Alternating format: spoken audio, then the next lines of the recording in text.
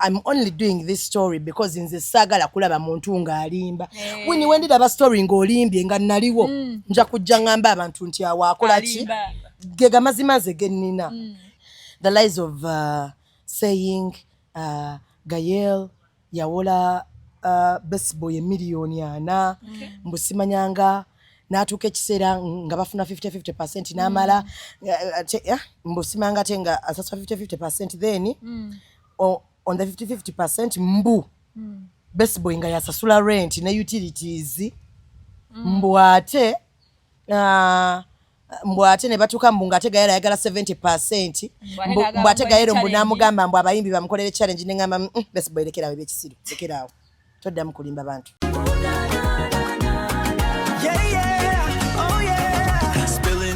Get the inside scoop. Join the dynamic duo, plug into the loop. Jose and Winnie, diaries. Got that fire, no apologies. Conversations that inform and inspire. Taking entertainment to a level higher. Come on, come and catch the vibe now. Ooh, na, na, na. Hey, come on, come and catch the vibe now. Jose and Winnie, diaries.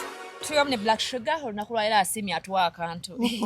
Ekyayitaga otwa akantu kikikyo buzibu ki twakola ki? Nesagaana. Tewagaana munaye wangambye ensonga zo gasegerekeka.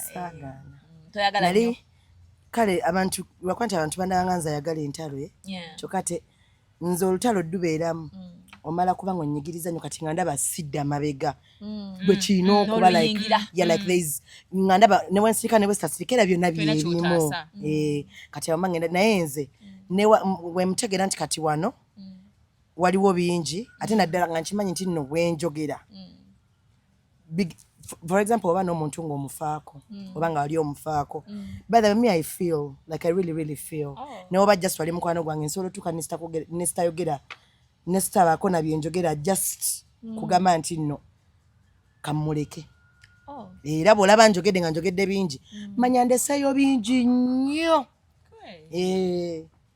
gwe kasona nga nkuyingi omuntu muyingidde gwe nga mu mutima gwo gamba naye bannaye asusiza sinnaba ndeseeyo bwebiti so nga babeerawo chance ojja ng'awo mbadde mugema nti kati gwegezoddemu nnyingire biyiike buyiisi okitegeera so kati manyi okwewala entalo lwakuba nti kati percentage gyembawe mulaba nga nze abatazeewaze naye mba nzeewaze so I was avoiding back and forth ate we mba mu lutalo n'omuntu wankimanyi akaaba mangu kubayo kekubyeyo naye nkuleka twagala bakabirira anti kale kagamba omuntu saba akuyingira nakwogerera ebibi gwe wojja okwogera ate ye na getting a vulnerable olaba ekinnuma era nze siri musonyiwa ani gwogenda osonyiwa nga sinnakwetondera ye gwe anagambye nti I'm sorry for what I said or for what I did to you I'm not sorry omanyi kati wali kati omuntu waba giva nga nze ebiseera ebimu nsobola okuwa emotional support nga sometimes I don't even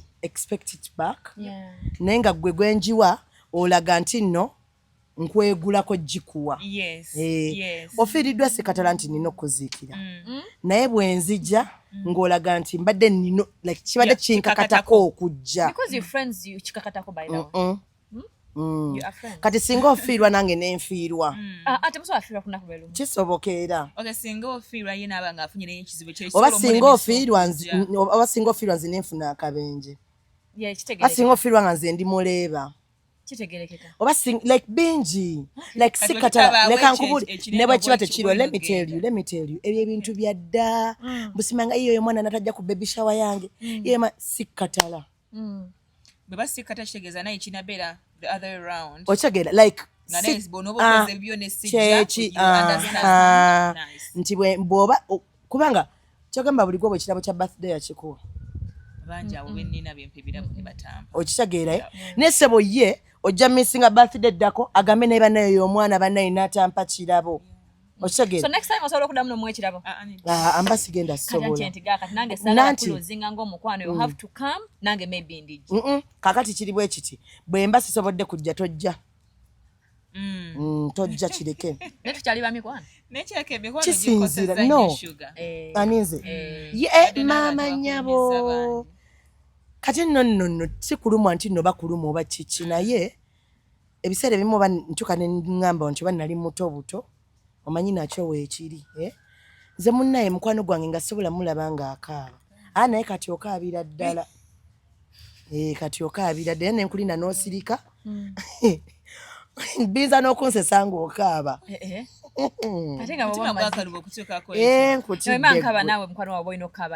kubanga nze ninako mukwano gwange yazirika nga yezirisizza nga tazirise bya ddala for attention kitegeeza ki namala kati olaba omuntu asobola okweteekamu eyo embeera mwena emitima ne gibeewanika ne mugaba bannaye ali atya bannaye tukoze tutya okigera you don't know oyinza okwezirisa nga nze n'ekirwadde kinzirisa ekyaddala nonkanga ate nze nendwalira ddala okitegeerayo you tell us how you want us to treat you okitegeera me when I'm in a relationship or a friendship I'll tell you Winnie I don't like this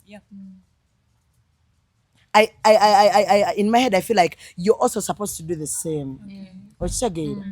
Nze nalina mikono gyange nga kugamba. Obadde nno tudde ne bawini sibaagala. Ne mutaddamu okundabako obulamu bwammwe bwonna. Ngalinga mpalaniraako nze mukwano gwange waŋŋamba nti nno onkulabe ne bawini sibaagala ng'oba tojja kuddamu kundaba nabo bonna.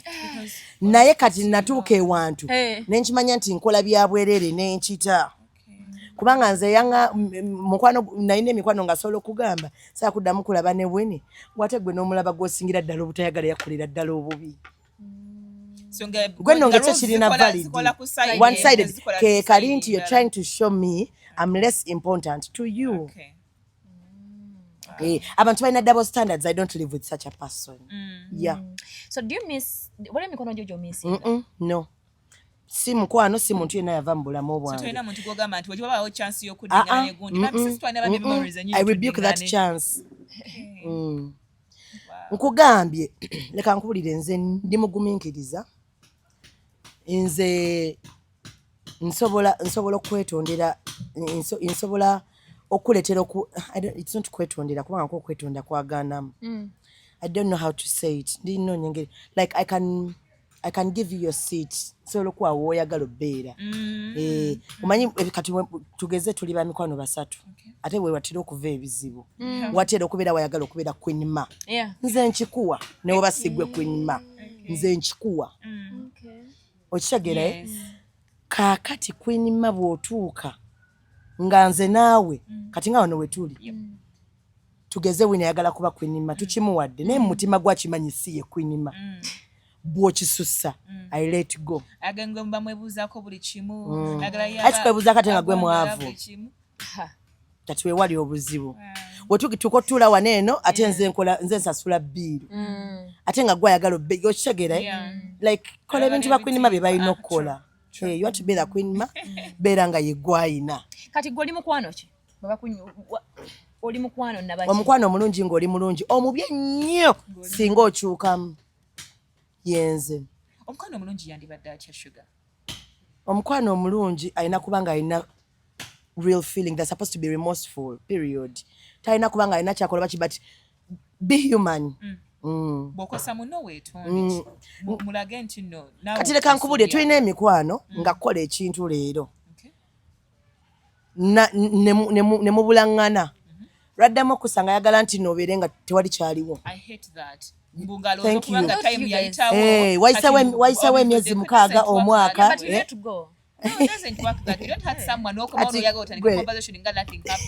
era akusanga gamba bane babes how are you nakasimu nakamenya singa okantunuzamu kale kankubulire nze neyanyiza P7 mujjukira n'omwana yabuza calculator yange musini yatu mujjukira unfortunately yafa tried so many obuchayi bonna gwe I'm really toxic I'm really toxic nate teriyo omuntu mulungi nga muntu ali toxic tebakikulimba anti bateka balina energy eyo nga baagala teriyo omuntu mulungi nga muntu ali toxic kati okitegeedde and then kekali kenkugambye nti nno wombuuza ndi mukwano kikaaki I match energies is the right description of my friendship. Okay. Kati waliwo mukwano yali akoze ekintu n'ogamba wena tusinkane ku lumbe lwange tajja wali abagamba muze ku lumbe lwange tajja buli muntu gwe nayawukana naye nga twawukanye mu bubi asinti tanziikanga sisobola kulinnya actually engeri yokka gye tusobola ndowooza okwesonyiwa is nga omukufa asosola ku ntaana ya munne either ye ng'ategedde nti nfudde oba nga nze ategedde nti afudde. Let me tell you, abantu batukola ebintu. It's just that bwe tujja okuyomba ku internet tuyomba tuvuma buvumi kubanga obulwa n'engeri gy'oyogera ekintu omuntu oyo kyakkoze mutadde pain ku mitima gy'abantu. Kati gwe ojja kulaba omuntu alinnya ku internet nga ebiseera ebimu tasobodde kujja ng'ebiseera ebimu tasobodde kujja kugamba nti bannange naye omwana oyo nankola bati bati nga kimu ebintu by'omukoze nga bimulemye n'okuteeka bimulemye okule they don't know how to put them out here. Kati ng'engeri yokka gy'asobola okukikola is kugamba nti kyovolaba kibi kubanga ebigambo ebinnyonnyola ebintu byakkoze bibuze. One kati nze n'engalo ziri mukankana kati nze ondaba waliwo omuntu akola ekintu ng'okimanyi nti bw'okyogera olaba nti bagamba nti no yanjogerako bw'ati ne kinnuma nnyo ng'okimanyi nti ebituufu byakola oba bye yakola bw'obyogera bisobola n'omukosa even professionally. Ne mu society mwabeera like buli kimu ne kikyuka n'ogamba kati ono ku bulumi bwantaddeko kati just kamuyire ekigambo neme kwogera kituufu kye yakola ki naye bo babeera babimanyi. Ate Mukama ono annyamba nnyo buli lukya omuntu bwegendereza omuntu oyakola obubi buli lukya atuuka n'akikola n'oli kati oyinza obbeera nga gwe ensonga lwaki bali abalala basobola okuvayo ne bagamba nange yankola bw'ati buli omu nange kyova yankola bw'ati nange kyova yankola bw'ati. Era nze sirina buzibu na muntu gamba nti sugar fake friend nja kugamba nti I will be a proud one. mu ngeri yeri fake. Okkiriza nti waliwo omuntu asobola okusiga ekifaananyi bantu nti ndi muntu mulungi abalega muntu muyinga gwa muli okumwe obadde ki omanyi nti ogwo musota gwokka igwe dasitani Lucifer. Be bakyasinza obungi munaye kati leka nkubuulire nze nalabako abantu emabega kaawo ng'oli asobola n'agamba naye Sugar bannaye n'abazadde ki naye Sugar abeera n'abantu ki Sugar enneeyisa gye yeeyisa abamu ne bampayiriza n'okumpayiriza nti no ndi unemployed.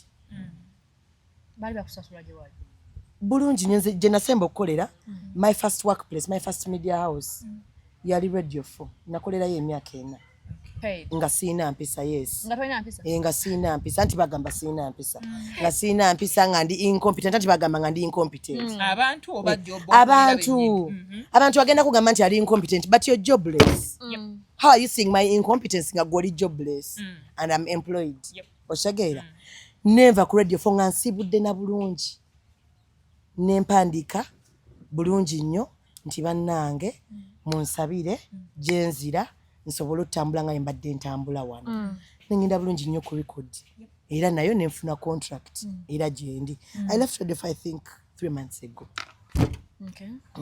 Mu incompetence yange n'okubeera nga sikola bulungi n'okubeera nga nina empisa embi n'okubeera nga ndi vulgar nkola okitegeera kye nkugamba so gye bali and you will sit with them here ojja tula n'omuntu nze natulanga n'emikwano gyange nga tayogera kati nze waliwo abantu abamu waliwo omuntu omu ajja tugeze wabandabye nammwe n'agamba kangende nnyonyereko ku gundi nti waliwo ekintu bwe kiti Sugar kye yakoze wajja okwogera nawe omanyi waakugamba ng'akumanyiira ate tajja nakumanyiira gwe muveeko oyo naye ng'ate bw'atudde naye agamba naye naffe Sugar nno twamugamba gamba dda Sugar omunyonyo naye olowooza Sugar owulira jangu oŋŋambe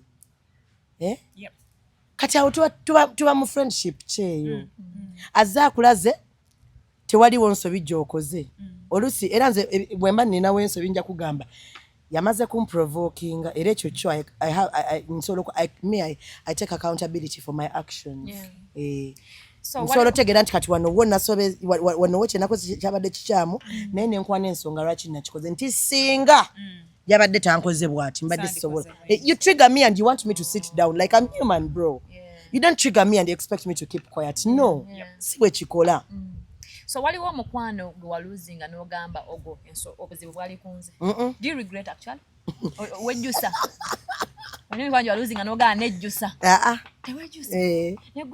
Kati gwe fake friend owaddala. Kati nkugambye nti ama proud one. Twakirimu ffenna. Tulina okukola kintu nga tuga kale. Omanyi lwaki? Omanyi lwaki nkugambye nti no sikyejjusa? Kubanga mba nagezaako okusigaza. Kiki wali okoledde mukwano like kyogaana naye nakikolerako omuntu nga njaga gusigalewo ne guvaawo? One thing I did. You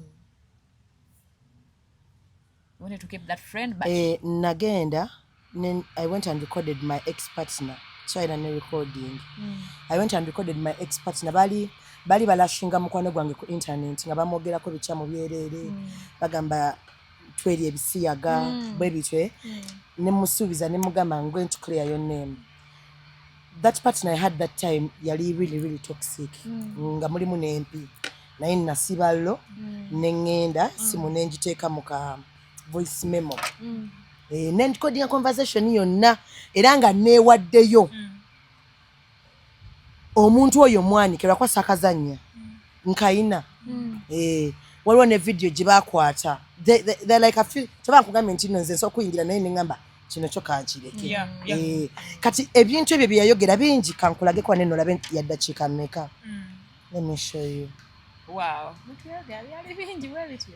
Oh my God. Nengo ina info nyingi wa. Nkutidde. Wanje? Abantu bakoma obujulizi bavako ebyo. iPhone ya recording. Nkutidde. Yabanjigirize.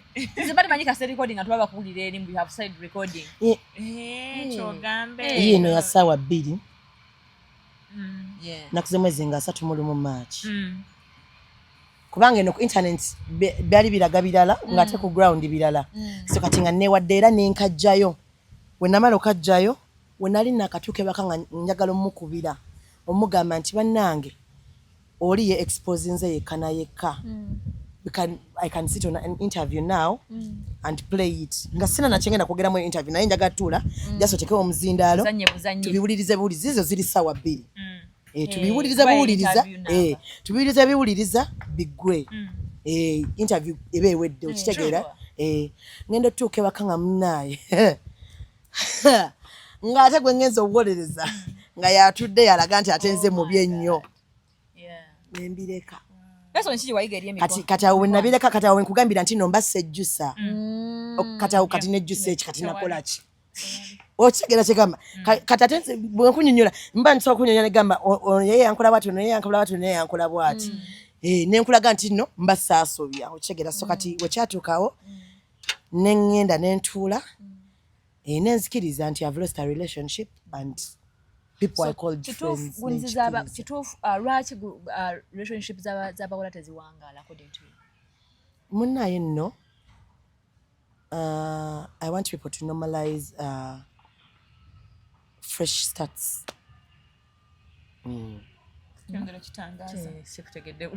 Let's normalize okutandika obujja. N'abantu abapya tiboyawukana okutandika obujja. Mukinormalizing ekya bulijjo, you know why? Yensonga lwaki Adamu gwe batandise ensi taliiwo leero. Yensonga lwaki n'abali mu Bible ne Yesu tebaliiwo. Ate no bo bafuna ne chance beerako ne Yesu. Bo ne babeera naye ne bamuvuma n'omuvuma. Gwe omanyi kyekitegeza seba kaba kavimbo lwakuba nti ebiseera tewaliwo internet. Naye omuntu aligambye nti first person okuba Yesu oluyi. Gwe omanyi kyekitegeza okuba omwana wa Katonda oluyi. Naye nabo tebaliiwo nga tebalaga baali gumite. Okitegeera. Best friend okimanyi nti walina best friend mu nursery. Ne primary walina best friend. Ne mu secondary. Ne ku campus. Ne ku mulimu gy'abasooka okukolera. Okyalina bo leero. Normalize having fresh starts. Like, olaba n'abalayira mu church nti no may death do us apart baawukana. Kati gwa church abawala okuwawukana by'olinza okuteeka. Si bawala bookana abasajja baawukana. Abasajja just bo batusinzako ekintu kimu basobola just okweta n'atatuula genda gamba munne oyo nankola bwati oyo nankola bwati bo just kyekyenjawulo ekibaliko okitegeera but people abantu baseparatinga gwe nze kamakoogera mama nti tangi baseparatinga kati oyagala nze ate nze nkugambe mbuno ngenda beera nawe paka oli musiru tuba tujja kwawukana eventually olina omukwano gw'okumye okumala ebbanga ddene bamuyita karoke gyali mumwagire nomwagira atunda perfumes atunda perfumes bamwita Kesi Boutique bamanyi nina bangi waliwo gwe bayita Karaoke no naye gyali ku internet ntina nempositako ku gundi ku Snapchat yange waliwo gwe bayita Karaoke waliwo gwe bayita Namyalo lini mu bintu ntera omwogera mu interviews ate mwogera nomanya gonna oliye Katushabe Caroline ono Dinda Namyalo dene waliwo Nyesimire Catherine bangi nyinza n'obutaba malaya abamu bayinza nonyiga like mbalina kate Nyesimire Catherine nali naye kuva mu HSC paka leero kati oyo Karaoke nali naye kuva mu 2018 nga gwako kati ani omulala Namyalo ye nali naye kuva ku YMCA webali abamu bosi mikwano gyange bo mbayita bapapa naye mpangadde nabo so buzibu tebuli kuggwe mu mikwano okiba kyekyo nina bangi myaka 10 plus obadde kiggwe mbalina nene mukwano gwange nali mpangadde naye yakafa juzi bamwita Nakyeyune Irene ye nawangala naye kuva mu senior 2 kale ndowooza kati ekizibu ekyo tukitegedde zino enjala zonna okola otya emirimu kwana sikola mirimu kyekinkozesa emirimu kati lwaki ngenda nenkola fena tukunyabo fena tukola bweyagala kola mirimu kiyinza obba nga kirimu nekyayo kyokola emirimu nedda waliwo ensonga lwaki Crown Japan yaleeta washing machine kati nze nkole ki tongaamu nookoza engoye gwe mulimu okasizooza naye kati mulimu ki omulimu gw'oyagala okoza ebintu sibyoza okunaaba mu matu munda omwo oba onaaba kati obuzibu nze busanga ku njala empaa kwennyini kwoyogerako kyeni mukwogera kati kino kyendi mukola kati kino ki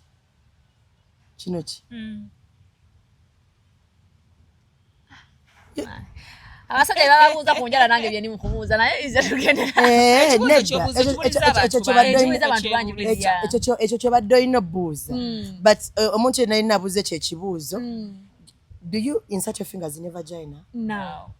That's it. Ekyo kyo gune wansi kitegereka osobola bikozesa niwe kimanyi gwe bogamba musalo tubagamba mutabeko kulwala ngabe balujja wali munnaye balusalako nno balusalako luba lukomanga wanene nga si lusaleko yoke uwiranga buli kimu kyokwata esimu ogikwata bulungi nnyo ate no kati wezitaba kati embeera uncomfortable olwala lwali lumenyeseeko nga lumenyekedde enkya nendusiba waliwo lwe lwamenyeka telusobola vunja tesobola vunja let me tell I love kati no leka nkubuulire onkenyonyola ntya waliwo omuwala yali ayagala kunkuba nga tamanyi nti nsobola omukuba confronting nga bino abawala bye bamanyira abantu gwe nali ntudde ne gaayi yesigina namwokera nali ntudde ne gaayi kati ndowooza baali baludde nga ndowooza yali boyfriend we nga baludde nga teboogera gaayi muyimbi mulala yali boyfriend we ndowooza nga baludde okwogera kati gaayi oyo nga tutudde ffenna tuli ku Impala omuwala nga ajjanga ngamba nnyabo okola ki wano ko nze ndi mu Pama kuba yali alabye kye nali ndi mu kukola ate ombuuza nkola ki nimwe ndi mu Pama maama ino toyi toziraba enswera bwe ziyitingana nangamba nno saga but let me tell you okay if someone comes here and asks me ndi mukola ki kati mugambe ki ngeno muga ndi buukabuuka banange because now you've seen I'm seated I'm doing otutane bawe yalina okubuuza twaliwo abantu bangi baali baabwe lwaki teyamukwata namusiba mu lujegere lw'embwa namukuumira ewaka twaliwo abantu bangi alaba buuza nze esi omuntu asobola okusanga mu kifo n'agamba engeri gye kiri nti nono eshuga kambuuze eshuga kamanyiiro kati bambi ndooza yandabanga sirekwina ate olunaku yansanga nsireyinza ennyo nina akakowikowe nalina kamekapu kacakibayi nazeewo kwegamba oba nali nva oba mu shooki ningamba tuitireka ebisa nali nsula munyonyo kumpiira awo ne ku Impala tuba tuitireka awo male ndyoke ngende ewaka mukama namuvamu nga ayagala kunkuba nagalula bw'ati oluyite yategeera ate jjukira oba olwana weerabira nti nno olina enjala kati nakitegeera luvannyuma ngenda olaba engalo zonna n'enkya nali mazo zizzaako zamenyeka ng'omukuba ndisobola ojjulikira nga waneno mu makati n'owulira kati olina omwana Okay, maybe me I'm used to pain. Okay, right. Mpeni yaitamu walinga. No si kyekyokka.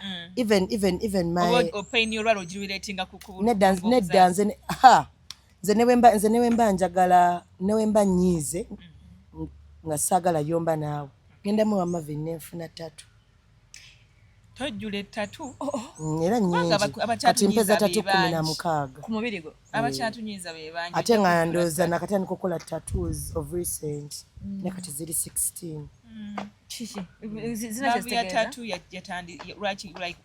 wakijjawa gamba nti kati obulumi bwe mba mufunye tatu I think yegenda okubanga nali abantu abalina tatu bannyumira ne waba musajja nga alina tatu ansanyusa nakyali wange alina omukono guliko tatu like nsolo beera nga just njagala laba tatu nali nzagala naye nga sigifunangako mukono wawe bamuta Byron's Major alina mukono munene alinako like kuno kwonna oshege neva musike nyini like birabika bulungi naddala omusanze nga yambadde armless oshegera. So I love tattoos and the fact that I love them balinga bagamba ziruma kati ate tatu weekubako ejja biba bitandise ebemu kati nze ku mbiri gwange naye siina we nali mpummudde bukyangambaawo nga siina piercing yonna nali siina before naye siina we nali mpummudde before like this is like a few watandika okwewummula ne weewummula kati ogenda ogezesa pain kati naye ebintu bye naye nsinga okwagala naye njagala tatu ne nose piercing kati nasooka ku mbiri gwange nasooka funa nose piercing nasooka funa nose piercing kati nafuna nose piercing nengamba olaba ate bali bagamba enyindo eruma ngamba olaba enyindo ewonye kanefuna tatu kati walogaye bamuyita Pepe atambula ne John Black yeyankubako tatu yange eyasooka eno ey'erinnya lyange enene eyaginkubako eyasooka ndulaba nga it's just a little irritation. It's not that serious pain. Ate skin yange nenyamba nebeera nga tetana katatu ne kawona mu a few days wiki emunga kuba kati olabe no tatu mpya nene zino mpya nera nazo zikulaga zaako zeki zawoni so kati twatoze kwa bwe zaagala oba just nakestegeeza nzaagala then nature ntekako ebintu nga mbitegeera kati kino kitegeeza nino linnya lya mama wange okay ono muwala wange ono mutabani wange this is the goal. What's this? Okay. This is the goal. So eno birthday ya lifeline yani banna mama wange munnaye sipala ndisevinga mkumonti naina mama acha nikupigia kiasi niko kwa interview acha nikupigia baadaye niko kwa interview. Mama wange namtaka amanya manji bujja nibugamba world's best mom lifeline kati lifeline ngwe badde manyi gundi so kati eno tasbihi ey'abasiraamu oli musiraamu then this is blessed obeera omusiraamu buli lunaku nerero mu mutima anti abasiraamu kati afamu nange twakikwata nti erina banyambala kwekuba kakaaako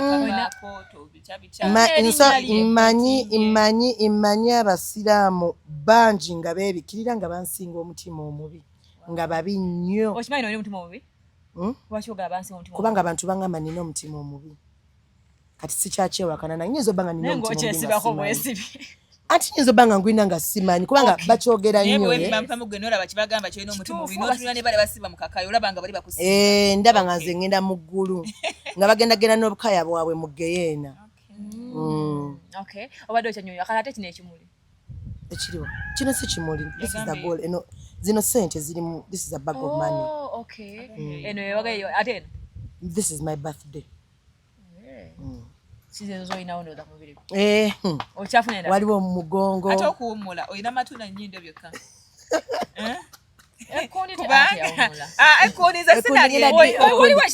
ngenda diwumula ngenda funa lipo then mpumule kundi tosoberayo kubakuzaala nze muli ndowooza bakola lipo bati ebyokuzaala naye munaye kuba kujjamu munaye masavu oba osobola ozaala ekirungi kyenina nti nze bange musawo so yabimpisamu and his a surgery naye shuga mubba wange musawo nsaako ku boto yange wammaye era nze yaŋŋamba yaŋŋamba ebigambo bye bino wammanga naŋŋamba gwe wootuuka ekiseera now me I smoke and I drink naye yaŋŋamba wonootuuka nga okooye you let me know ne zino tatu we natuuka nga sikyazaagala ajja bijja kitegeeza mumanyi mugenda kuwanga kyova olaba yaŋŋamba bw'onootuuka ng'obikooye ontegeeza ani agawaana bakyaliwo kubalize tu opulaninga mutwalawo abasajja n'abakazi unayo kwawukana anti laba bwe tunaba twawukanye munnange nno nze mba natuuka okwawukana n'omuntu nkiraba katono mwade banga contract ya mwemba alaga nga atalina gy'alaga nakyo oba okiraba omuntu atalina gy'alaga omulaba because olaba ebintu ebyalinga biyombya abantu abasinga munaye tebimuyombya katono amuvinga yindi wamuvinga obadde ki ensonyiwa simanyi sokoleke wamuvinga nengo yangu washuga ewenti nina gye ndaga olagawa aninze nina pati gye nabawa gye bamenya abagenda abamenya tebagenda kumenya musawo boloza tagala kumenya manyi abasawo manyi bajjanjaba olunaku abalwadde bajjanjabe kati oyagala muganda okubajjanjaba gw'omanyi bakilanti bemmeka bengenda mu ofiisi zaabwe olunaku ogenda okima obulango era bameka babeera abasajja era baŋŋamba ki omanye ebbanga lyemmala nga ndi n'abantu abaakabi abayimbi abaakabi nera nensigala nenkomawo nga ndi mukyala we eso kitegeeza ofiisha mukyala we nedda mukwana ekyo mukyala toyiwe branding ne mukyala we toyina kwe branding azanakufuula obadde ki mbeera naye it means what kati ni muganda we oba ndi maama we oba ye taata wange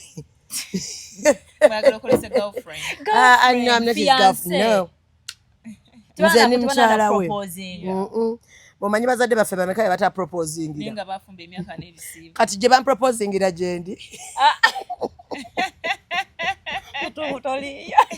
kati okitegedde omusawo yagamba ye okusangawo musawo kuba musawo simanyi gy'otambulira oba gy'atambulira nebaza mwana ali eyo ku radio fo bamuyita Samora Bernard Musinguzi yakuwa connection gy'otagenda kwerabira munnange anti yakola sports kati omwami wange ayagala nnyo sports era nze ne famire yange tuwagira Arsenal so kati wadde awalala nawo nga gye muwagira gy'owagira sigenda sesiyena bakizi kyangu nnyo nze kyagenda omanyi kati omusajja omulala asobola okutwala singa kati kale era bambiko ku luno nze njo back ekikyamu shuga teweetekako bizibu wote bwatugamba n'awalala kimala tukooye naye nze bwe ntyo nedda mazima nze njo back ekikyamu and then also I didn't know it was fun dating someone who is not in the same line with you. It's much more comfortable. Bawange like chemanyi ku TikTok your video ajira situation I know would. He's always on the table. He doesn't know what is happening on social media. He does. I'm telling you, and the few he gets to know about it. Kati olaba n'abantu abeera ku social media tamanyi bangi. If you know kale kas kyenjogerako ndoza abasajja bajja kitegeera most of the time they are on the table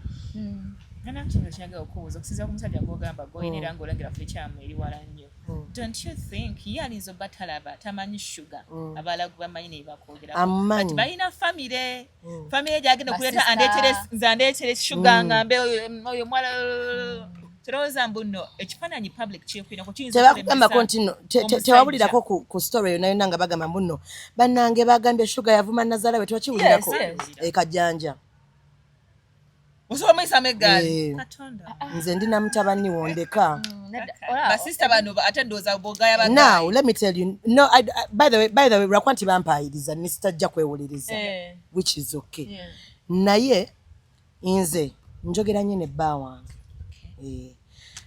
you tell your people but actually gwaba marking a boundary but setting a boundary nti omukazi wano temumuyingira nnyo at the end of the day nze ndi naawe kitegeeza mulamu wange naye ayina ewuwe bw'aba awulira nga I'm not talking about this family I'm not generalizing any other family mulamu woba owulira akajanja kakususse owuya tolina wakateeka genda ku famire ya bbaawo ffe tuleke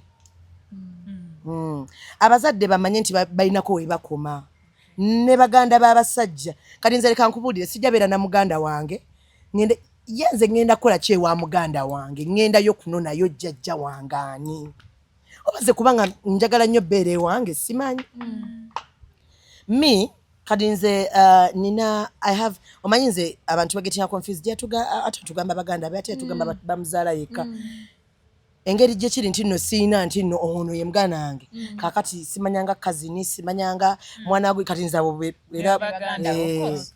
babeera baganda bange okige mbalina bemmanyi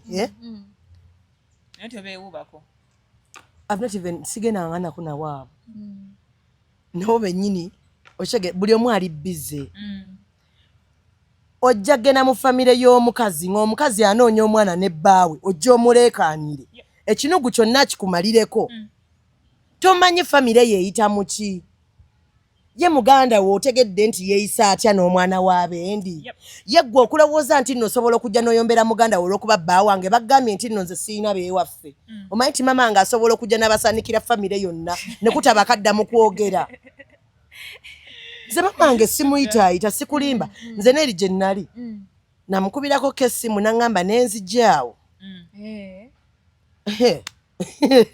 temula nti munkaaba luliba olwo lwalivaamu akantu naye mujja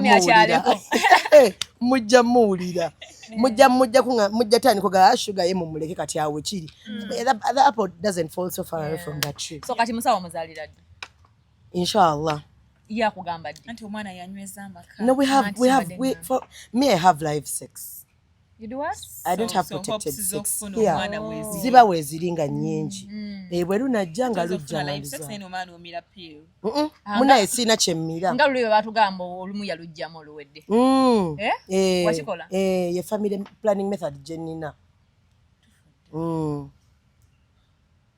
singa bigaana singa ndabawo ng'oli willing nti olutone lwaluze njagala ddukuza naye singa ate mukulufu n'awabeerawo ebibeerawo ndooza tewali muntu ali mu egi yange ng'alina abaana bennina kitegeeza ki ndi wiringi okuzaala nate nalekerawo zaalira abasajja nga tebategeera ekyo kinalekerawo okukola ate wamulaavu tokirano bategeera munaye mala nti nze mbeera naawe ewaka nga bwe nkujjukiza nti byokola kyokoze kyo tekibadde mu magezi nze nsobola okubikkirira nga tuzze ebweru naye ng'ate ewaka nkugamba tosakola kya busiru ne sitakiraba shuga oli mukyala kyewaka kati wayise mukyala oli mukyala kyewaka oli shuga nogutula wabweru oba oli shuga mulala kati nanti nange simanyi shuga gwe mulaba ebweru abeera ati mukwano tetwagala ono social media ono ebambi talya project yadde n'akamu yomu n'omunyumba kubaawo kati musawo yayinza otugamba mwenze byenkola mulaavu brand esobola noyiika ndeka birowoozamu bwe nti nendaba nga biswaza noswaza kati gye wasuze wamugambye nagamba kimbwisoke bebe andropinga nankima ibadde wa manager we abantu abakitegeera manager nasulayo nze nga sikyagala tokyagadde kyosule wa manager wange sikyagadde simanyi oba manager akyagala gwanagamye nti nasuze wuwe ati naye bw'oba wasuze sayidize eyo omukyala omugamba otya abakimanyi let me tell you ebyo baba bagamba mbu simanyanga abasajja tebaagala binene abasajja tebaagala mmwe abalowooza nti nomusobola okubeera like you need to be human when you were the man kubanga naye bisoba kati gwanagamye nti no nasiima ekyokubeera nga musawo asobola okubeera nga alina medical trip gwanagamye nti nze nakisiima kitegeeza ki nange nsobola obba n'ebinkwata nze ndi mudongo so ba ngenze performing kati kijjuka kate mu budongo ate ndi bingi so ba ngenze kwemusinga oba ngenze kuyimba oba nina late night studio session jukira ebiseera ebisinga tuyimba kiro so bingi ebisoboka enfumba and I'm a very good cook nfumbira ddala wali mchele anything to do with rice oba piraawo oba biryani kasanga mchele tonkwatamu asinga kwagala chapati he likes chapati beef oba deep fried fish ne sukuma wiki How often do you do that for him? Every time he wants it, anytime, anywhere.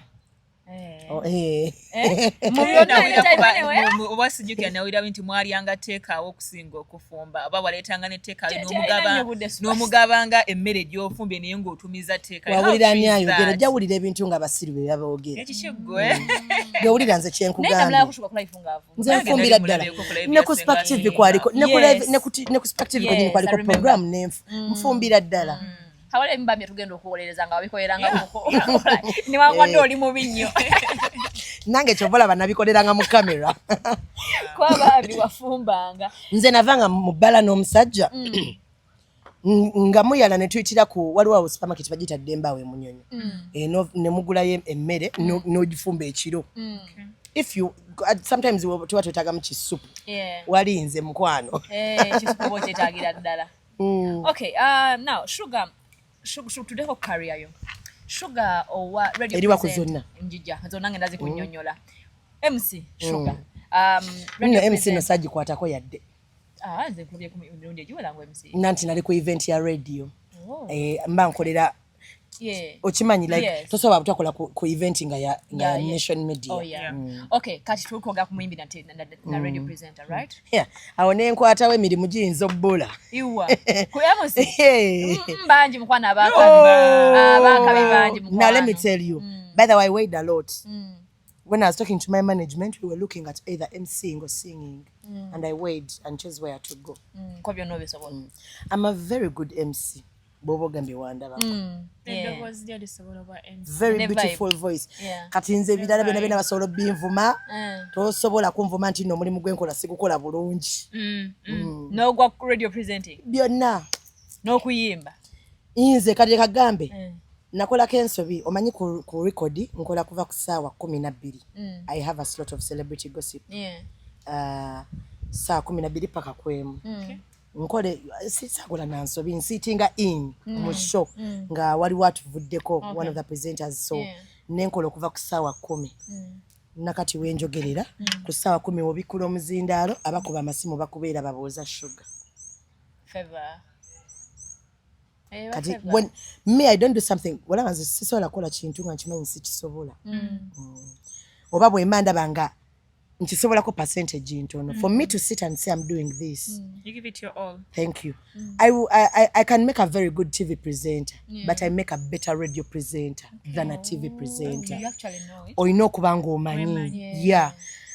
I can make a very good TV presenter because intuddeko ne mushows ezimu ne TV njikoze koko, but I am a better radio presenter than a TV presenter. Kato okuyimba. Oli better kuyimba oba radio presenter. Waliwo kyoyinza okwewa noga I think wanaateka tina wondi. Ngabo kompyalenze kiri ne kiri kati radio njagala bwagazi. Okay. Like njagala. Nti nze newe baliga I want to give an example and I'll use so much Nation Media kubanga. Singa bampa omulimu ku Nation Media ne bangamba londako ku radio ne TV. Nonda radio. Oba comfort. Radio ina comfort ejja nayo man. Anti kagambe lwaki njagala radio. First of all, nze ne makeup tetuli ba mikwano nnyo nnyo. You have to look good every day like every day. Nze manyi nokolera mu ddira. Kuba nkolera ku radio. Bawira dobozi tamanyi bo. Kati gwe wotula n'ogamba just because we give you an exception ne tukuteerako live olabe ekiba mu studio. Gwe ssebo oyagala ojja ogambe nga lwaki ayambala bw'atyo wagenze ku mulimu. Ogwajjajjawo tondabayo. Ogwajjajjawo togumpa. So ku radio and I love the ideology of omuntu okubanga kati va kubine ntino kati bamanyi ntino Sugar yabayogera. Naye omanyi omuntu okugetinga relationship naawe nga takulabangako. Ye setting ya the radio nga social media ne bakujja nnyo kyobula abantu bakikuba nnyo lwansonga abantu. Era saawa zino nakati bwekiri. Singa omuntu kati olaba kati nga frequency yaffe ekubira ddala. Frequency singa ziri ku 90 80 zikuba. Omuntu ali eri mbale oba wa oba koboko akuba essimu ayogera nawe naye talina smartphone naye ye buli lunaku kati eyo love eyo ye njagala nti eba real ye buli lunaku amanya ssaawa 12 nina owuliriza Sugar kimala. True. Okitegeera kati nze n'ebintu bingi ebyanjagaza radio okitegeera kubanga kati wali kyombuzi ekyokuyimba kati olaba okuyimba omuntu ajja kuba ayagala obuwuliriza kadi kagambe ensaa zino obuyimba banga abantu babusiima because they didn't expect me to have a beautiful voice or if I was supposed to sing with a beautiful voice bali bansubira kuba raga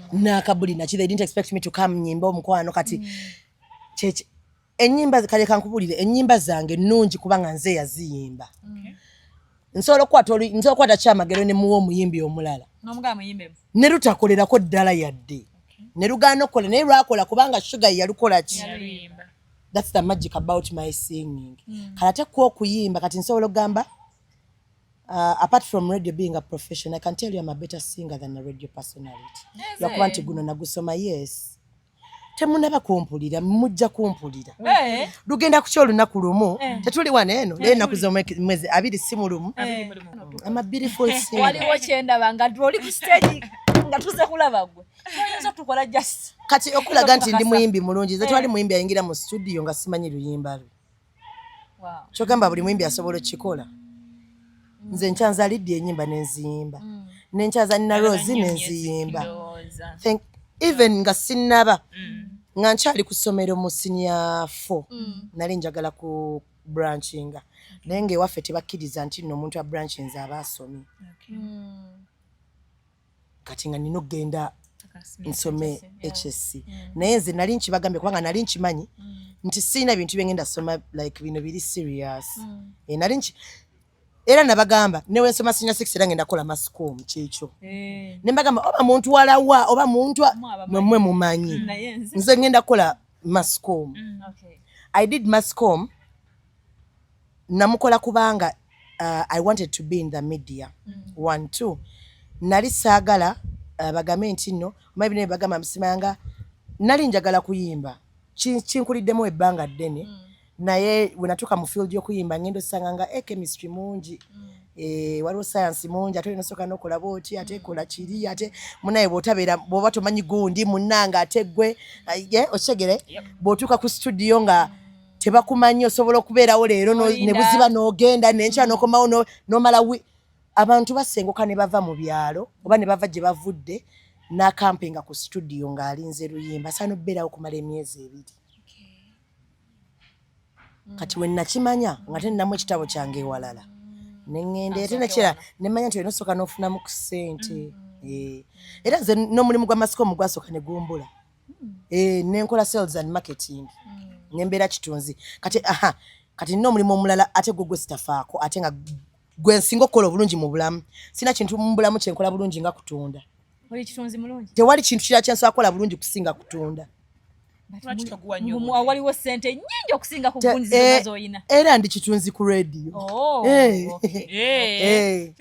nze nsobola n'oyimirira nkugambye nze nsobola n'okuyimirira n'entula nenkugamba tompa salary mpa commission okulaga nti ntunda era nze tebakulimba nti nsobola okukola show nga teriimu kalango ate katotunda nga n'erinnyo olina tebakikulimba jukira kati luli nali nsobola otunda nga tewali amanyi kati esaawa zino bosi omugamba banayogeko ne Black Sugar nsaa kujjako awo twogeremukko tewali asobola gaana mbadde ndi bize naye kakati osobola tuuka mu bbanga ki kyonno gwe nno obadde osaba na lunaku lulala akuyiseku olwo kuloozinze kiggwa kale naye bakusasula ofuna ng'egiziza kuyimba ngamba kuyimba kati okuyimba wali nga nakakola amoke nali nfuna management manager wange I'm signed under record label Risky Music eya Gael Will manager wange n'agamba Sugar for now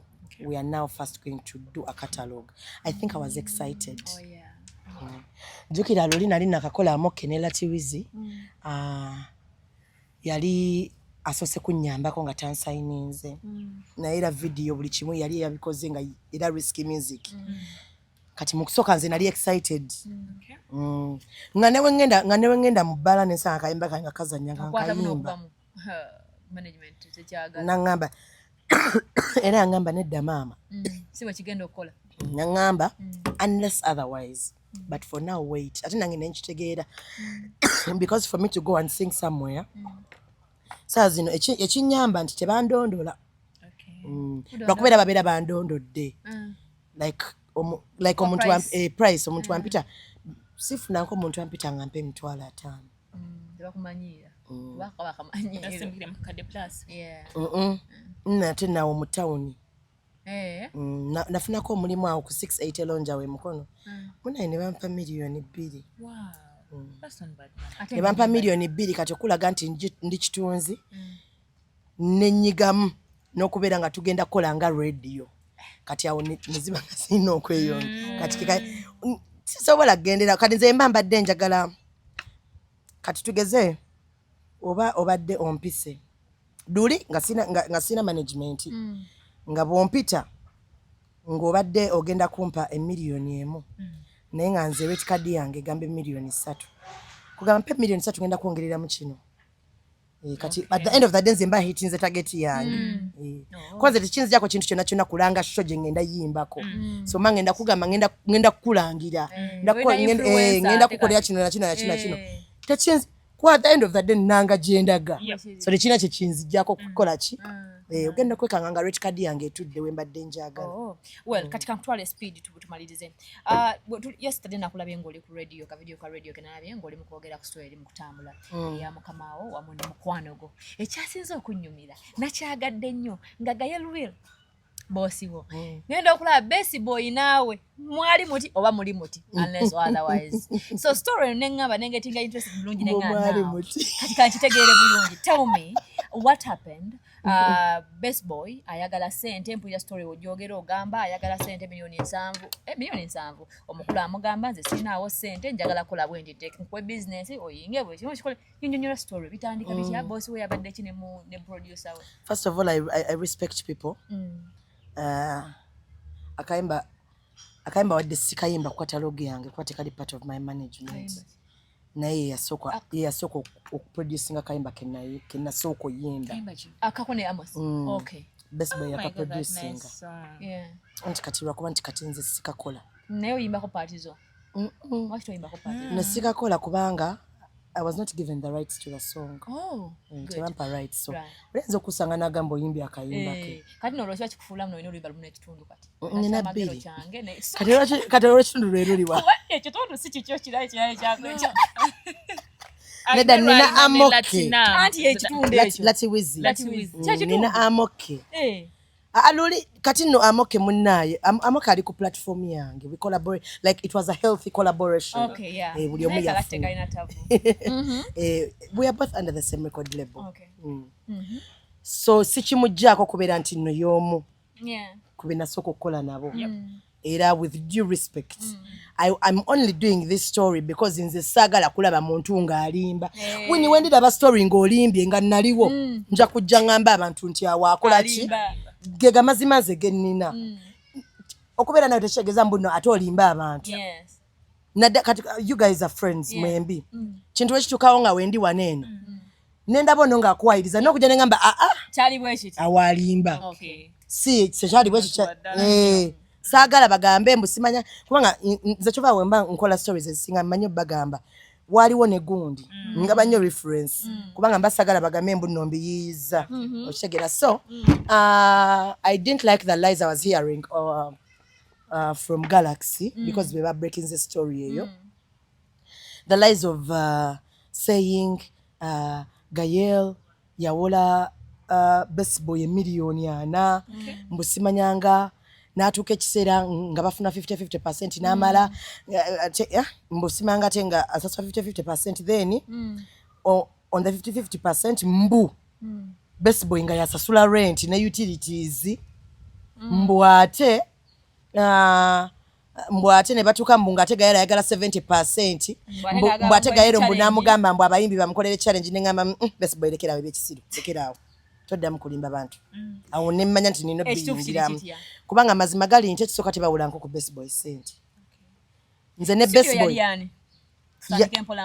studio si yali weeri naguno gwaka weeri sida nakikoleramu n'akayimba kenina kati studio ya Gayle Willy ya mugagga buli kimu kyonna ekirimu Gayle yakiteekamu buli kimu nga tekuli yadde ka best boy buli kimu yadde toilet paper etula mu best boy yajja buzi nga omukugu nga now tugende maaso best boy yanoonya Gayle Willy era nasooka namustalkinga awalazeewa jukira Gael muzibu walaba ababize muzibu walaba ekisooka ababize kyatabeerabeera nnyo mu ggwanga so n'oluganda lwa lukwekawala so bannaye aba katayagala kunnyonnyola nnyo era namulabye nga nnyonnyola ne ngamba namwite nga oluganda katanve babadde bazze so Best Boy wanoonya Gael amusanga ku video shoot ya yamusanga ku video shoot ya Willa Story. Okay. Oh yeah. Yamusanga ku video shoot y'omuyimbi bamwita Willa Story. Bwamusangayo ng'afuna engeri gy'ayogera naye ng'amugamba abadde asaba bamuwole miliyoni 7. 7. Nze ne Best Boy tukimanyi ne bali muwoze 3 zaali badde nzibu za kuzza. None waba akola, let me tell you. Kusasula kirala. Si kya kusasula, let me tell you. Olaba ekintu kye bayita creative. Creative videographer asobola okusaba miliyoni 10. Navaawo nga taliddeko yadde emitwalo 3. Creative woba creative omulimu gwo gulya nnyo okusinga ggwe z'osigazaawo. Best Boy y'omu ku ba producer abaagala ennyo okulabika obulungi. Sente ze like yeejalabya. Osegere like yeejalabya. Dugo ekyo luliko Best Boy alina abayimbi basinga okwambala obulungi. Yiyeko chain engato gyayambadde ereko tayagala giddamu kitegeeza oluyimba waba lurecordingire miliyoni 1 ng'ate alina osasula studio time kuba kusigaddeko meka wasasula studio time avuga mmotoka ki amafuta ga mmeka kitegeeza oba Harrier kati kitegeeza sente zasigazaako ntono nnyo okusobola okulaba nti nalina ogozikuddiza kati kategedde kembadde ntegeeza so ajja ayagala mwewolako miliyoni muki 7 mwewolako miliyoni 7 omugaga nga mugamba siwola siwola naye nsobola okukola studio n'obeera omukozi wange si ba partner keko kembadde sagala kembadde nonya lyerike yayogedde musimanga tebaali ba partner tabeera nko ba partner omu yali boss wa mune omu nga mukozi wa mune yali omukozi nga ye Best Boy nga boss yani ye Gael namga mugenda bera mukozi wange koli nenze sagala kunsasula musaala wabula njagala buli deal ejjanga njikola ki njiriyako namubuzo yagala funa ko mekanti yafuna ko 50%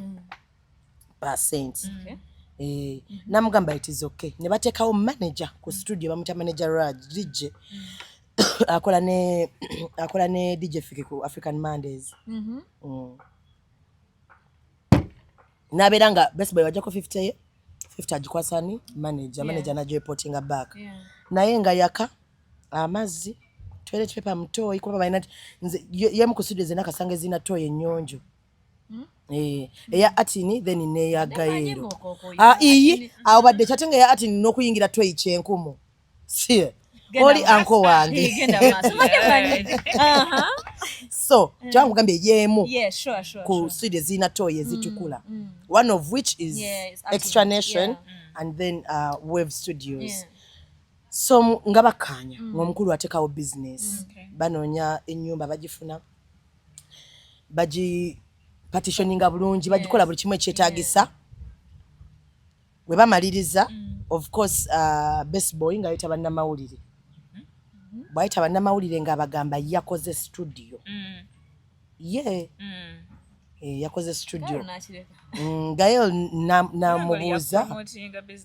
namubuuza namukubira namugamba ate actually kyeyamukubira yalinda oli amutegeezeko because of course obojja kunnyonnyola enze nange nawe enclosinga deal newayiriza nti no nina nsobola otutuuka nekugamba nti nze ali kulina eddala bweriti naye ntegeezako station manager amanye nti yengeri yokka gye nsobola okukola ki oba wekiba actually bwe mba sisobodde kyeyita ne muyisaamu ku ssimu osobola okubira station manager nayogera nga marketing manager bwe kiba nga kyekibayisaawo kitegeera so of course twali tulinze oba omukulu yali alinze bamutegeezeeko lwaki oli agambye nti studio yiye era oli namugamba nti studio nagitumye Best Boy Wave kubanga abantu tebajja kyagala bwe bategeera nti studio ya muyimbi tebajja gisupportinga namugamba kale me the thing I want is I want to see money coming out of the what of the business kati gwoba ogiyita yani oba yani muna yatimbyemu awo n'ekifaananyi kya Frank ajja nti ye papaawe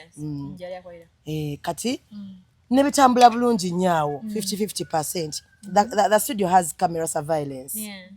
So of course olaba client ng'ayingidde osobola balaba nga baclosinga business osobola olaba client tosobola kungamba nti no omuyimbi yazze n'atula butuuzi bosi n'akugamba nsaba ku ssente amala mulaba nga ayimiridde ku muzindaalo bw'ati ali mu kuyimba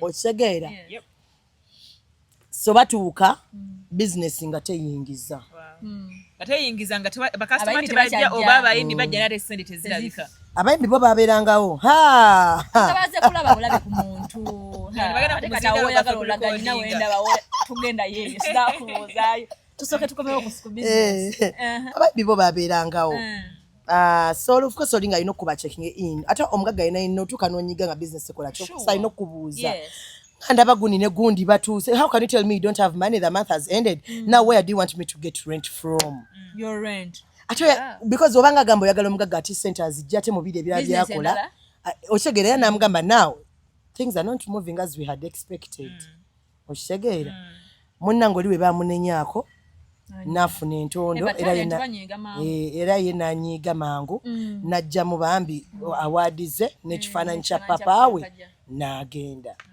okitegeera bino ebintu byatuukawo dda byatuukawo ale mu March oba late Feb naye we actually didn't expect Best Boy to come out and speak abadde ng'ayogera naye ng'ayogera eri mu bantu ba bulijjo oba ba creative bannaffe like abalala nga bagamba eyo naye nga tacheta kumpewo we didn't expect to see him on air because he would have just kept quiet because if we decide to like speak the real truth kijja kusooka so producer takkirizibwa kuleeta bakyali nga tugendewa ati takkirizibwa kuleeta bakyali babeera ku office nga ku office yange gyenkolera tebe kyekikkirizibwa nange nabeerangayo tigayeru meri teyalaba akasene akafuluma just bayimbi babeeranga unange bitambula nedda si kyekyo manyi obeerawo time y'abayimbi nga bayimba nedda si kyekyo bakyali ba Best Boy babeerangawo nange nabeerangawo kubanga like nali close nnyo naye okitegeera twabeerangawo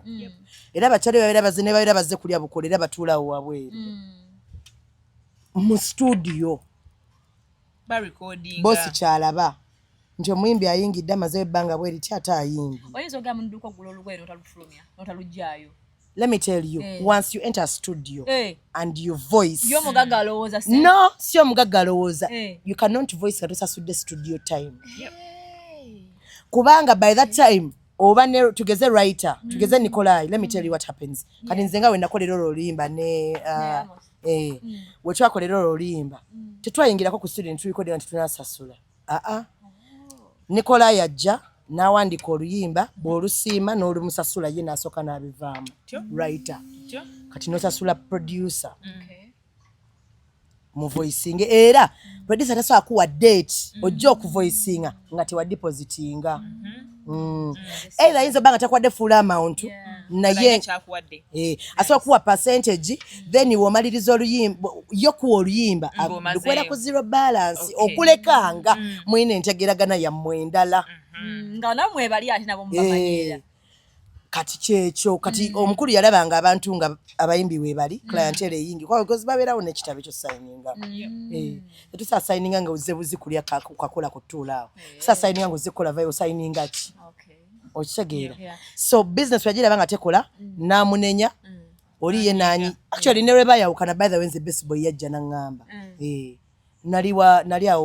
nali awo waliwo videographer ali awo bamuyita Ziga Fix nali wa Ziga era najja nabinnyonnyola bulungi nnyo ne mubuuza are you sure you want to go n'angamba ye ndi sure nandi sure njagala genda nze oba oli sure that's okay naye nze era nga bulijjo siva ku mugagga so kati mukwano gwagula sebo ote ne kugenda n'osigaza omugagga sugar akayimba kana akasaha zuko kwa mukwana gwe basi akarecording ali wa mwe Kati because mu best no, I really don't know kubanga saliwo, but Saha yenga ye, I think Best Boy is his personal producer, and when they're supposed to voice, are voicing it nakawuka.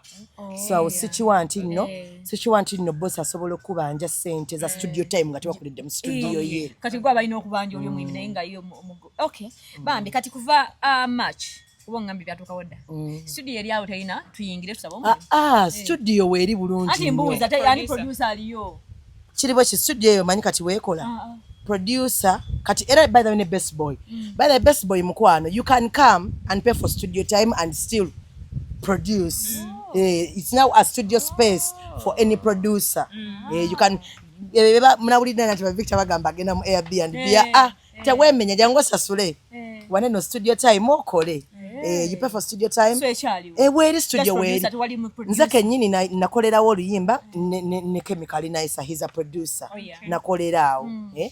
Era waka naavaawo nagende ati nini ba masteringa. Omanyi nze apparently nakola ndoza ne ba producer basatu. Best Boy bana Best Boy, Chemical Nice, Big Devi ati niye buli luyimba lwanga alina oduyitamu katala. Okay. Yeah, still nga tumaliriza gwe kyoma tugenda kumaliriza kubanga nakogera okumaliriza ebintu nino obudde anti kati otudduka fenna ku radio. But yeah, njagala kubuuza nina bachali bo bemmanyi bachali nga oludde nabo oyogera ziga siagala kigenda munda because so kyogera nko but waliwo gwe bagira ku TikTok oyo gwe balabiza ku TikTok Vamos bamkola ku TikTok yono. There's a girl yajja ku TikTok, right? So esige yava story yo mwala bichi sigijukira mwala akola so ababa mbadde nze no sibijjukira. So abantu ndaba oludde nabo buli bwe weekona oddayo kyentegeeza buli bwova mu relationship oyo Vamos addawo like sikitegeera bulungi kiri kitya tugenda bwe tunetukoma wenu yali awo alinze bulinzi bwogira noddawo munaye nembeera mu relationship mba naye ne kati wali kati mwakivako ekyalavu nti kati kyaligo kijja kusinziira kati ekyo kirekawo goyina kati okutegeera nti newobeera mulaavu era yabeerawo kati tuyagala mutte kati kati anyway kambagambe now Vamos is a good example to tell you nti obalaga nti nno nsobola okwawukana n'omuntu nga si mu bubi naye era ne tubeerawo. Yes, I'm very close with Vamos. Okay. Lwakuba nti Abannayuganda balowooza nti nno omuntu w'oba nga mwali muvuddeeko omuntu n'agamba nti you have a relationship bwe mwawukana erina kuba mpalana. Nze ne bwe nabeeranga even in that past relationship as in this very recent one Vamos yajjanga ewaka n'enfumba bonna ne batuula ne balya. Nga bonna bwe bali kati relationship gye waddamu musawo teyakubuuza ono ate ono tuli tutya muli mutya because olina bye wali weekola nakulawo ku live ng'oli naye nga sibitegane nga bannayo omwana ono temujja bitegeera nze wenjagalira I will confuse Ugandans until they learn how to mind their own business. Wali kutebayita friends with benefits. Kati nno ngenda kugamba ekintu kyoyinza obutakkiriza oba nkireke tugambe tuyinza olakikkiriza naye nga kyaliba I've actually never had sex with Vamos. Really? Mwali relationships waki obeera omulimba ate lwaki mba simulimba mba simulimba. Let me tell you, I don't want to even give details of those things, but I've never I'm just very close with Vamos. And then this girl that was with her on that live, like that time, I think we were trying to see a relationship. Sikatala nti nino kusanga nabagamba wemba njagadde. Nga we are both interested. We can have sex even the day we meet. But sometimes we need, yes, when we want, it's connection for real. Ate kati nalindaho kati mugamba mbana kizibu. It's okay. So maybe it was not the right time for us to have sex, and then wabirawo comedy ataka wala kampala ampye, you know, and I don't want those things. So of course nensoka neninyamu echa wakati, you know, and then in the process someone else comes in to confuse me, and then you know so me I'm very good friends with Vamos era muchatulaba nnyo fena like nnyo ne wasaha nabadde naye ne wasaha nali naye kati musawo wamunyonyola kitegeera he knows nti oli mukwano gwange ate nze sobola having two relationships at ago munnange. Okay, if you to date, example jinalesi abantu ababiri. Oyinza dating ani? Kwani Roza nani? mulana kivudde. Roza mulesa ziga malina kivudde. Kubecha ziga kisagala okinyonyole. But bo oli wa ku dating. Okay, nandigambye Kwani mukisi kuva wanu musinezi. kikiru wanu naye sagala otte. Gwe teekaako kiri wano kisi wano yongerako n'owokusatu. Okay, kanyongereko owokusatu. Njagala ombuyire ani goyinza omaringa, goyinza okkisinga, goyinza okutta mu bana abasatu. Vamos. Ziga. Ani omuntu mulala ali close. Sweet, oyinza okumulala ali close naye omulala.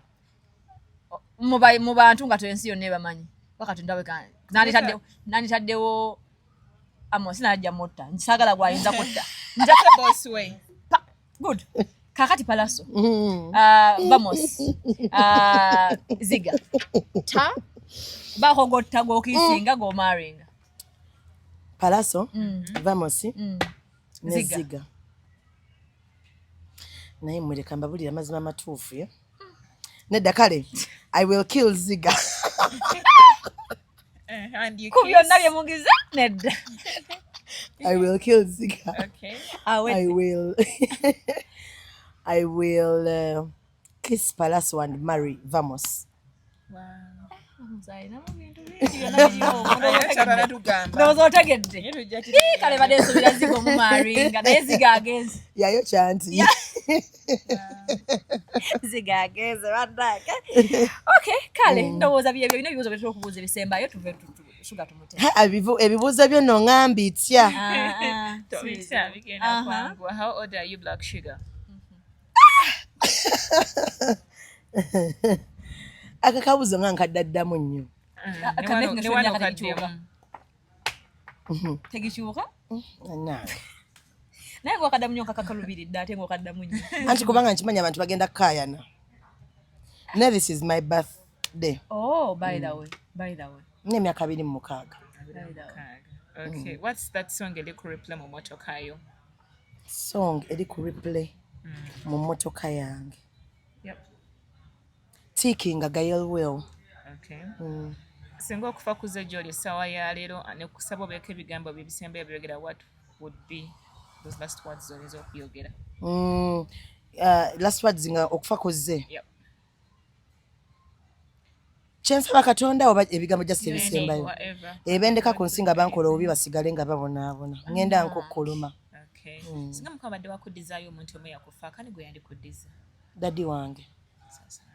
Okay. If you were a perfume, wandibadde perfume ki? If I were a perfume. If I were a perfume. 1 in a million. 1 million rather. 1 million. Okay. Who is the most handsome guy mu media? Both radio, both social media, both TV. Byonna nga bwe mbyogedde. The most handsome guy. Ku media nga si muyimbi. Nga si muyimbi. Presenter, yeah. Kim Jike.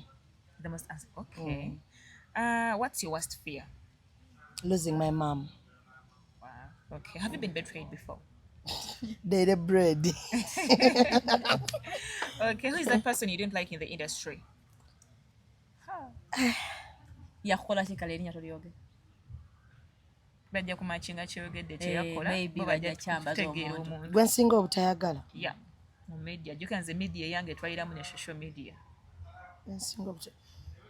Kintu kyali yakola. Omanyi Eda nalina ng'omuntu gwe nali nsinga obutayagala naye saa zino buli gwe sitayagala bonna benkana like bonna sibaagala like kikani nnyo. But anyway katwogere ku muntu omuntu ng'akyali fresh nnyo ye. Saawa zino gwe nsinga obutayagala yoyo hajjati wammwe. Okay. Biggest misconception about you? People think I don't understand. Mutu otegeera. No, like I don't understand. But kale balowooza sitegeera bintu byenkola. I don't understand things I do. Buli kyenkola nkikola ndi sane mba mbitegeera. Okay. Do you have a best friend? Era yani? A best friend era yani? Kimanyi buli lwe nfuna obuzibu nga bunene nnyo mbutegeeza kwabo abantu be mbadde nkugambyeko Karoke ne mba ndudde nga soogera nabo. Karoke ne Kathe waliwo n'omulala ali bweru saa zino bamuyita Gwen. But ku Kathe ne Karoke kuliko best friend wange. Toli sure about it. Yeah. nedda kuliko alina ekyama kyange ekinene Okay. karo Tomanyi wali bw'akitegeeza nedda kuliko alina ekyama nombamanyi oba bombi bakiina but kale they are a tie. Okay. Do you cry sometimes and why? Regardless of me being strong, I break and a lot of times.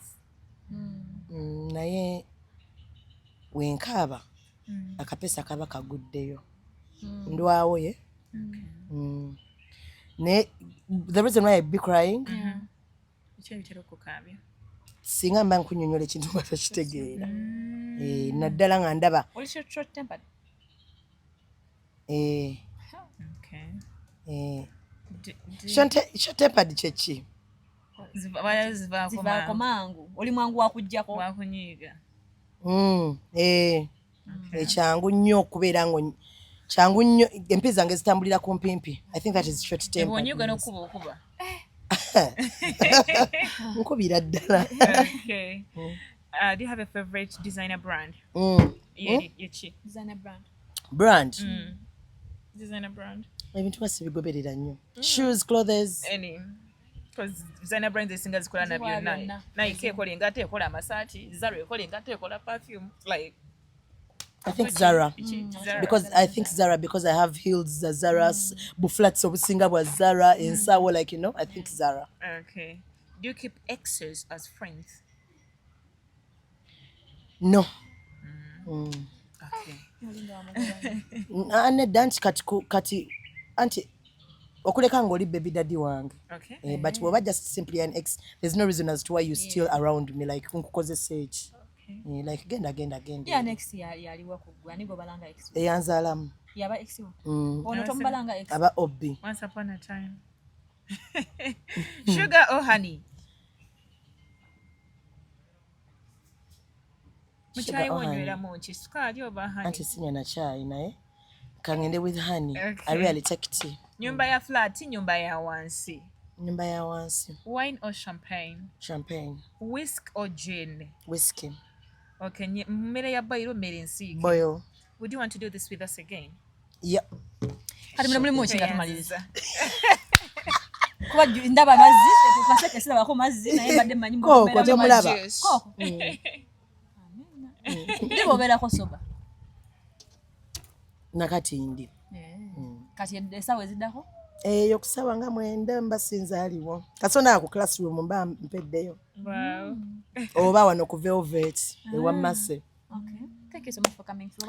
Thank you too. We appreciate you. Yeah, next time ndoza tujja musanga eno kuba baaberi gyabadde tulinze okumala ebbanga. Ojja Thank you for kunsanga coming eno. through. Sorry. Yeah, it's all right. Kale bana, we sign out. Tubagala nnyo. Twaga subscribe. Batugembe subscribing ku Winnie and Bana Jose guys and subscribe ku Jose and Winnie Diaries. Bana akanya ka luzungu nnyo. Bana etemwawukana. Tuwayo obubaka. Kuba we Nakola tuwulire. Jiko ne yawukana n'omuntu nga buli ajja atugamba temwawukana nga sugar. Bana etemu nedda munnange nno nze nno. Birowoozo biyinza otwawula nze ne Winnie nga kula business eno. Ebisobola baawula is omu ku mmwe okulowooza nti nno yalina authority ku channel. Oli kwasobola abako omuntu alowooza nti no yalina authority ku channel banga yalaga gwe toli serious and things like that omanya isaawa yonna. I feel like you guys should do the decisions together. Mukanye temukkiriza mbu nno engeri eno gyatabaddewo mbu ono asobola okujja interview kijja tandika obba weeyingisa mugose okunzijako interview mbu ono taliiwo like you know and then mubeere compliant like and consistent you know ku YouTube muna consistency ate temweyanjulira babba bammwe Abasajja bajja twawula. Abasajja bagize otwawula. Mweyanjulira babba bammwe anti kati jjukira kati mweyanjulira babba bammwe tugeze bbaawo ono amanyi bwagetinga too close ne bbaawo ajja bbanga alina otandika okugamba naye okimanyi nti no Jose mwana gwe yankoze bwati ne bwati kano buli lwagezaako okubeera mediator tebitera kuggwa bulungi. Okay, thank you. but it's a beautiful thing. tugenda amagezi gotwali tugenda gateeka mu nkola. Tugenda kola studio y'akantu awo ku Gondi ku Web Studios.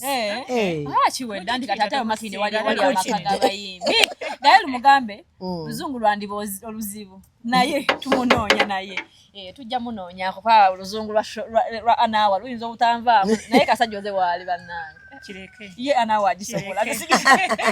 All right, we sign now. Thank you so much. Spilling the tea, get the inside scoop. Join the dynamic duo, plug into the loop. Jose and Winnie, diaries. Got that fire, no apologies. Conversations that inform and inspire. Taking entertainment to a level higher. Come on, come and catch the vibe now. Ooh, na, na, na. Hey, come on, come and catch the vibe now. Jose and